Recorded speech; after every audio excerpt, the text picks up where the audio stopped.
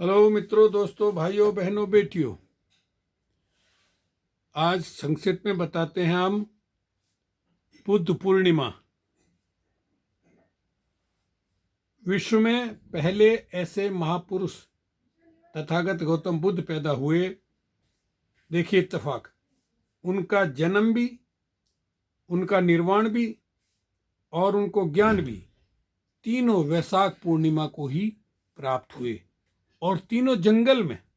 देखिए बताते हैं, बुद्ध पूर्णिमा वेसक या हनुमत सूरी बौद्ध धर्म में आस्था रखने वालों का एक प्रमुख त्योहार है। यह वैशाख माह की पूर्णिमा को मनाया जाता है। बुद्ध पूर्णिमा के दिन ही गौतम बुद्ध का जन्म हुआ था। इसी दिन उन्हें ज्ञान की प्राप्ति हुई थी और इसी दिन उनका महापरिनिर्वाण हुआ था। 563 ईसा पूर्व वैशाख मास की पूर्णिमा को बुद्ध का जन्म लुम्बिनी शाक्य राज्य, आज का नेपाल में हुआ था। इस पूर्णिमा के दिन ही 483 ईसा पूर्व में 80 वर्ष की आयु में कुशनारा में उनका महापरिनिर्वाण हुआ था। वर्तमान समय का कुशीनगर ही उस समय कुशनारा तथा इस वर्ष 2024 में बुद्ध पूर्णिमा 23 मई को है। तो ये हर साल अलग दिन में पड़ती है, क्योंकि ये पूर्णिमा के अवसर पर पड़ती है। वैशाख की बुद्ध पूर्णिमा का जो तारीख होगी, जो दिन होगा, उस दिन मनाई जाती है। परिचय देते हैं आपको। भगवान बुद्ध का जन्म, ज्ञान प्राप्ति, बुद्धत्व या संबोधि और महापरिनिर्वाण, ये तीनों वैशाख पूर्णिमा के दिन ही हुए थे। दुनिया में दूसरा व्यक्ति, दूसरा महापुरुष ऐसा नहीं मिलेगा जिसका एक ही दिन जन्म, उसी दिन ज्ञान प्राप्त और उसी दिन महापरिनिर्वाण। इस दिन भगवान बुद्ध को बुद्धत्व की प्राप्ति हुई थी। आज बौद्ध धर्म को मानने वाले विश्व में 180 करोड़ से अधिक लोग हैं तथा इसे धूमधाम से मनाते हैं। त्योहार भारत, चीन, Nepal, Singapore, Vietnam, Thailand, Japan, Cambodia, Malaysia, Sri Lanka, Myanmar यानी वर्मा, इंडोनेशिया, पाकिस्तान तथा विश्व के कई देशों में मनाया जाता है। हर साल बुद्ध पूर्णिमा दुनिया के देश, दुनिया के लोग इसे मनाते हैं। जो बुद्ध धर्म को मानते हैं वो भी, जो नहीं मानते हैं वो भी। बिहार स्थित बोध गया नामक स्थान हिंदू व बौद्ध धर्मावलंबियों के पवित्र तीर्थ स्थान हैं। साथियों, 1980 में मैं गाजियाबाद में बुद्धिस्ट सोसाइटी ऑफ इंडिया का प्रेसिडेंट था, गाजियाबाद इकाई का। तो मैं एक ग्रुप के साथ, अब तो रहे नहीं, निर्वाण प्राप्त श्याम सिंह बौद्ध और बनारस दास अम्बेडकर, उन्होंने एक कार्यक्रम बनाया। डॉक्टर एलबी राम अनंत PhD डिलीट, वो भी निर्वाण प्राप्त हो गए। उनके साथ एक बस में 50 लोग गए थे हम लोग। उस समय मैंने बोध गया, कुशीनगर, राजगिरी और ये सारनाथ, सारे तीर्थ स्थानों का दर्शन किया था 1980 में। लंबा अरसा हो गया। तो बिहार स्थित बोध गया नामक स्थान हिंदू व बौद्ध धर्मावलंबियों के पवित्र तीर्थ स्थान है। गृह त्याग के पश्चात सिद्धार्थ सत्य की खोज के लिए 7 वर्षों तक वन में भटकते रहे। यहाँ उन्होंने कठोर तप किया और अंततः वैशाख पूर्णिमा के दिन बोध गया में बोधि वृक्ष के नीचे उन्हें बुद्धत्व ज्ञान की प्राप्ति हुई। तभी से यह दिन बुद्ध पूर्णिमा के रूप में जाना जाता है। बुद्ध पूर्णिमा के अवसर पर बुद्ध की महापरिनिर्वाण स्थली कुशीनगर में स्थित महापरिनिर्वाण विहार पर 1 माह का मेला लगता है। यद्यपि यह तीर्थ गौतम बुद्ध से संबंधित है, लेकिन आसपास के क्षेत्र में हिंदू धर्म के लोगों की संख्या ज़्यादा है, जो विहारों में पूजा अर्चना करने के श्रद्धा के साथ आते हैं। इस विहार का महत्व बुद्ध के महापरिनिर्वाण से है। इस मंदिर का स्थापत्य अजंता की गुफाओं से प्रेरित है। इस विहार में भगवान बुद्ध की लेटी हुई भूस्पर्श मुद्रा 6.1 मीटर लंबी मूर्ति है। मैंने दर्शन किए 1980 में।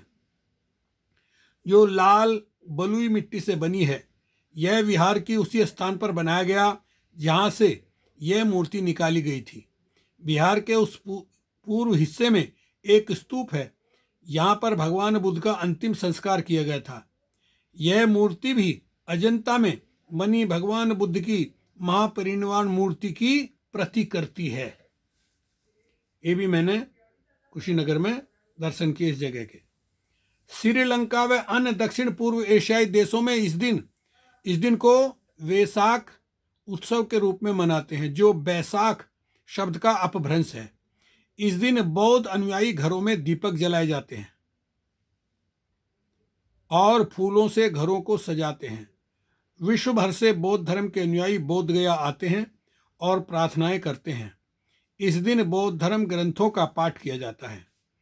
विहारों व घरों में बुद्ध की मूर्ति पर फल फूल चढ़ाते हैं और दीपक जलाकर पूजा करते हैं। बोधि वृक्ष की भी पूजा की जाती है। उसकी शाखाओं को हार व रंगीन पताकाओं से सजाते हैं। वृक्ष के आसपास दीपक जलाकर इसकी जड़ों में दूध व सुगंधित पानी डाला जाता है। पिंजरों से पक्षियों को मुक्त करते हैं। वह गरीबों को भोजन व वस्त्र दान किए जाते हैं। दिल्ली स्थित बुद्ध संग्रहालय में इस दिन बुद्ध की अस्थियों को बाहर प्रदर्शित किया जाता है, जिससे कि बौद्ध धर्मावलंबी वहां आकर प्रार्थना कर सके। 1986 या 87 में भी मैं गया था। ये दिल्ली में जो संग्रहालय है, वहां मैंने बुद्ध की उन अस्थि के दर्शन किए थे। वर्ष 2009 में बुद्ध पूर्णिमा की तिथि 9 मई थी। भारत के अलावा कुछ अन्य देशों में यह 8 मई को भी मनाया गया। थाईलैंड के महानिकाय और धम्म युक्ति का मतों ने 8 और श्रीलंका में भी 8 मई को मनाया गया, जबकि सिंगापुर में 9 मई को मनाया गया। तो ये हमने संक्षिप्त में बताया आपको। या सारखी आणखी पोस्ट सम्यक संबुद्ध मध्ये सामील होण्यासाठी येथे क्लिक करा। नमो बुद्धाय। तो साथियों, ये थी आज उनके विषय में संक्षिप्त जानकारी। यूं तो यूट्यूब पर वीडियो भरी पड़ी हैं, एक से एक बेहतरीन गीत, उनका जीवन। और यदि आपको समय मिले तो आप देखिए, भारत के एक अरबपति आदमी A.K. मोदी, नरेंद्र मोदी नहीं, A.K. मोदी एक सेठ, जिन्होंने कई साल पहले भगवान बुद्ध का पूरा जीवन बुद्ध कथा के रूप में, जैसे रामायण महाभारत बनाई रामानंद सागर ने, उसी तरह से A.K. मोदी जी ने बुद्ध कथा नामक 55 एपिसोड के रूप में बुद्ध की जीवनी पेश की है। देखने लायक है।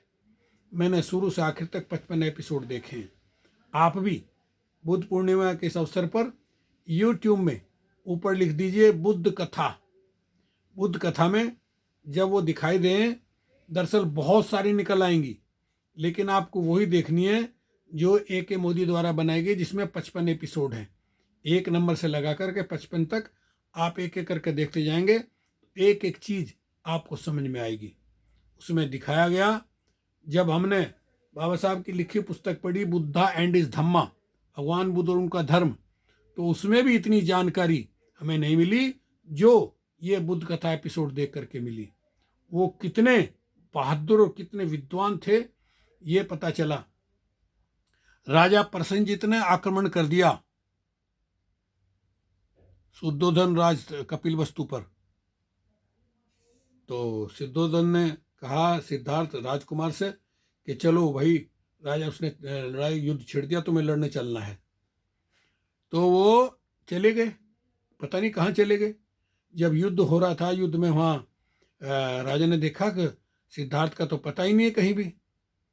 देवदत्त से पूछा गया सिद्धार्थ कहाँ है? बोले कहीं होगा, वो तो बजदुल है, डरपोक है, वो क्या करेगा। देखिए, लेकिन देखिए जैसे युद्ध हुआ, घमासान युद्ध हुआ, राजा प्रसेनजित राजा शुद्धोधन की गर्दन काटने ही वाला था। जैसी यूं तलवार उठाई तो एक तीर शुद्ध राजा प्रसेनजित के हाथ में यहां लगा के, तीर लगते ही वो हाथ यूं रुक गया।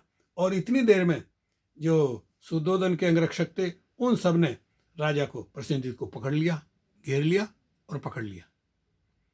तो देखते क्या है, कहां से आया तीर? तीर आया था सिद्धार्थ राजकुमार की तरफ से। वो सैकड़ों हाथियों के साथ यूं पहाड़ी पर ऊपर था, वहां से उसने तीर चलाया। जब पकड़ लिया राजा प्रसेनजित को तो कहने लगे इसका गर्दन काट, अभी तो इसकी गर्दन काट दो। सिद्धार्थ ने कहा नहीं, इनको मारा न जाए। क्यों? कहा कि राजन, हम इस हक में नहीं है कि युद्ध करें, बहुत लोग मारे जाएं। यदि आप अपनी हार स्वीकार करते हैं तो आपको वचन देना पड़ेगा, हम आपको छोड़ देंगे। बोले बताइए। नंबर 1, इस युद्ध में जितना भी खर्चा हुआ है, हथियार नष्ट हुए हैं या लोग जो मारे गए, उस सब का खर्चा आपको देना होगा, आपके खजाने से। पहली बात। कहा ठीक है, मैं तैयार हूं, क्योंकि जान बख्श दी उसकी। नंबर 2, आप दोबारा कभी भी आक्रमण नहीं करेंगे। ये बात भी उन्होंने मान ली। देखिए, ये सिद्धार्थ राजकुमार की बात है, अभी वो बुद्ध नहीं बने थे, सिद्धार्थ राजकुमार थे। तो दिखा उन्होंने कैसे किया। जब वो तीर लगा, उनका हाथ उठा, फिर चारों तरफ से हाथी हाथी जब खड़े हुए थे तो सिद्धार्थ ने कहा था, राजन या तो अपनी स्वीकार करो, हमारी बात मानो, वरना ये जो हाथी हैं जंगल में, ये सारे के सारे आपकी सेना को रौंद देंगे। बोले नहीं नहीं, ऐसा मत करो। क्योंकि सिद्धार्थ के ससुर ने उनको शादी में एक हाथी दिया था, सफ़ेद हाथी, स्पेशल हाथी। और वो हाथी इतना अच्छा था कि सिद्धार्थ उस हाथी को लेके गया, जंगलों से सारे हाथियों को ले आया था। ये हमने देखा, देखिए पहली बार उस बुद्ध कथा में दिखाया गया। आप देखेंगे तो आपको बहुत अच्छा लगेगा। इसलिए आप सबको बुद्ध कथा जरूर शुरू से आखिर तक देखनी चाहिए। ओके, शुक्रिया, धन्यवाद। मेरा नाम सत्यपाल बोध है। मैं नेचुरोपैथी का डॉक्टर हूँ। 32 साल से यहाँ इसमें बोलिविया में, भारत से 7 समुंदर पार, साउथ अमेरिका का देश बोलिविया, यहाँ मैं रह रहा हूँ। और हमने 23 मई को ये बनाई वीडियो। और इसके बाद संडे में, रविवार को, चूँकि सबके बच्चों की छुट्टी है, रविवार को फिर प्रोग्राम रखा जाएगा। अच्छे अच्छे भोजन बनाए जाएंगे और सबको फिर से सब कुछ ये त्रिशण पंचशील सब कुछ सुनाएंगे, बताएंगे। उसका वीडियो भी आपको दिखाएंगे। ओके, शुक्रिया, धन्यवाद। हस्ता लोगों, फिर मिलेंगे, मिलते रहेंगे।